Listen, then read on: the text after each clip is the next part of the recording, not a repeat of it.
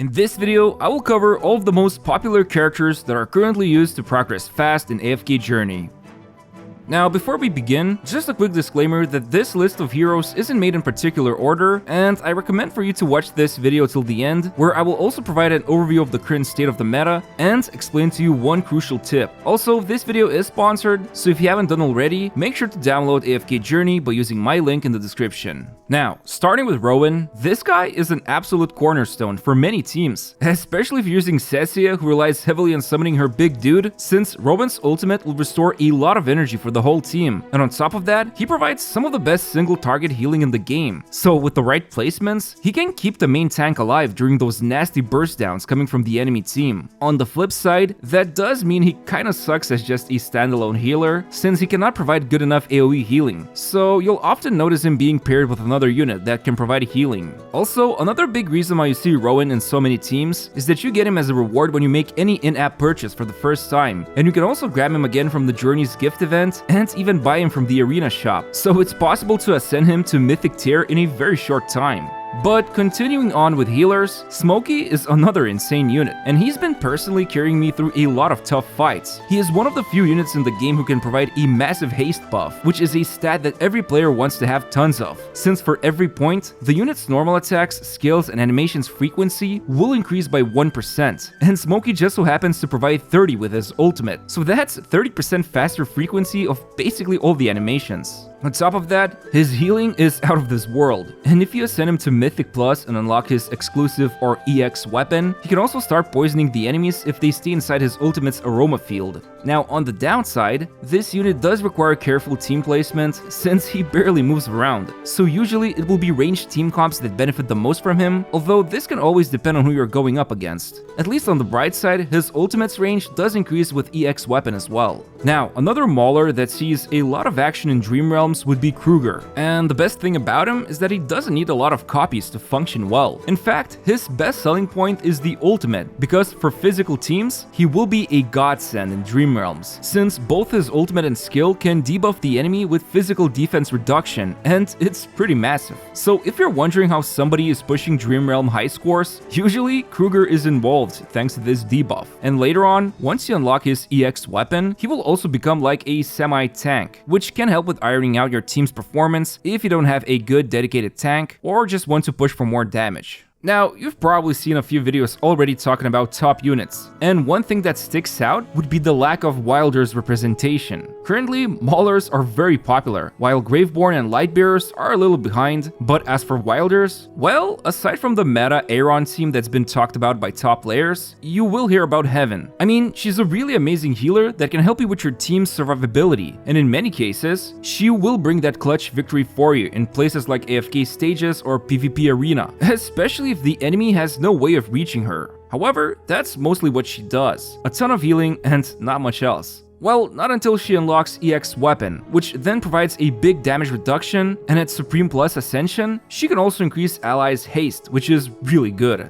Now, this next unit is the first featured banner character in the game, and Vala basically right now is a menace if you go up against her in arena, although that mostly has to do with high spenders or people who committed their diamonds to pull on her banner, because the thing is, rogue class isn't super popular right now, and the unique thing about Vala is that she's like a mix of rogue and marksman, which helps her with surviving, and on top of that, with EX weapon, she becomes untargetable and even gains a massive haste buff, so really, she's providing a ton of value for people who have her at Mythic Plus tier. Now, we still don't know officially if she's going to be moved to the standard banner once her featured banner is over, but most are assuming by now that this will be the case. So if you did pull for her, it will be very easy to just add her to the Lightbearer's wishlist and obtain more dupes for that sweet EX weapon goodness. But let's be real here. The biggest winner right now is Odie, and no matter how hard it is for me to shake off that suspiciously weird look he's giving me, he is one of the best damage dealers in the game right now. And I know, he's just an A-level rarity hero, but man does he pack a punch both in Dream Realm and PvP. You see, while his damage is excellent, the poison debuff he applies from his ultimate cannot be dispelled, and thanks to his Venom Surge skill, he can build up a massive damage increase over time when the target is poisoned, which works insanely well against Dream Realm bosses. And once you unlock his EX weapon, he can literally execute enemies depending on how much dark poison damage they receive, and best of all, his ultimate will gain a ton of energy by by doing this. So in Arena, Odie can literally sometimes just score a pentakill because of this combo. Seriously, if you're thinking whose EX weapon should be raised first, Odie is one of the best candidates for this. Now, when it comes to tanking, I don't know how many times Thoran has surprised me thanks to his undying skill paired with a powerful counterattack he can perform. I mean, he has some of the best damage potential as a tank, and thanks to the current Graveborn comps that you can easily build, you can at least activate the 3 faction bonus with someone like Cecia and Viperian. And on top of that, his EX weapon is an amazing answer to many situations where you could lose a crucial unit because his Soul Pact ability will absorb the incoming damage, while at the same time, since usually it will be a damage dealer who will be Soul Pacted, they will also be able to heal Thoran with their attacks.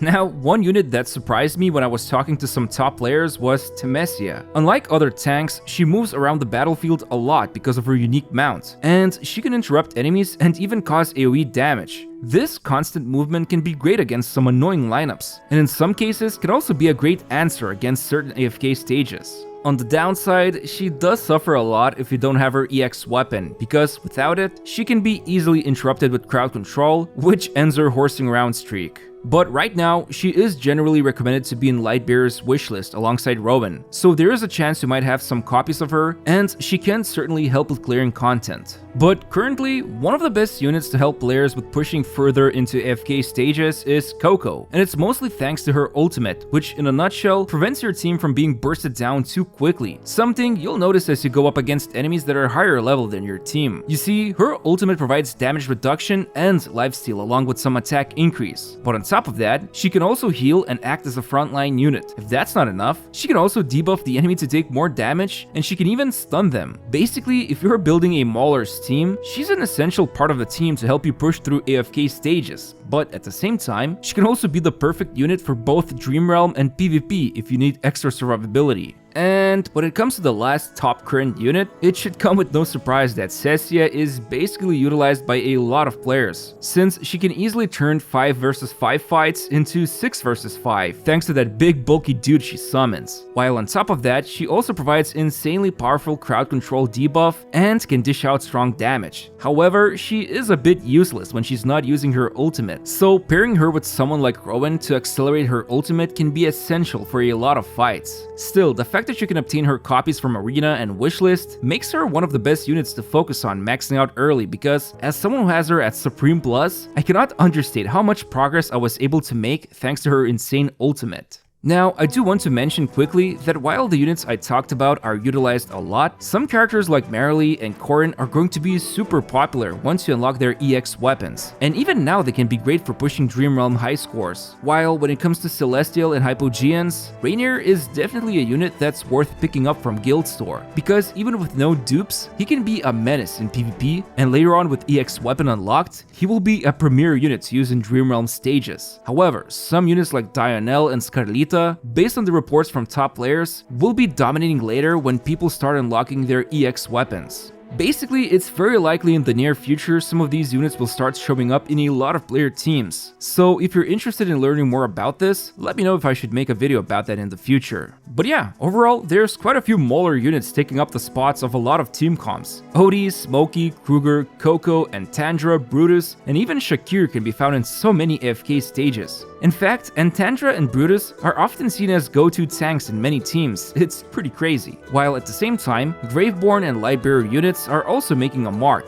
And I suspect that Wilders will start seeing some recognition once Aeron teams start popping up in Arena. Still, it's important to understand that a lot of power does come from the Ascension, so if you have units you're not utilizing when they are like Legendary Plus or you can even reach Mythic, I suggest trying them out because raw stats are very important when it comes to winning battles. Also, one of the most crucial tips I recommend adopting would be by learning from those who succeed. You can click here if you're stuck on an AFK stage, and then pick one of the presented winning player teams, and click on this replay button to see how exactly they won this stage. And I assure you, this will be a lot more enlightening than just listening to some top unit videos. Anyway, I hope you found this video useful, and I would appreciate it if you could press the like button and subscribe to my channel. Thanks for watching, and see you next time.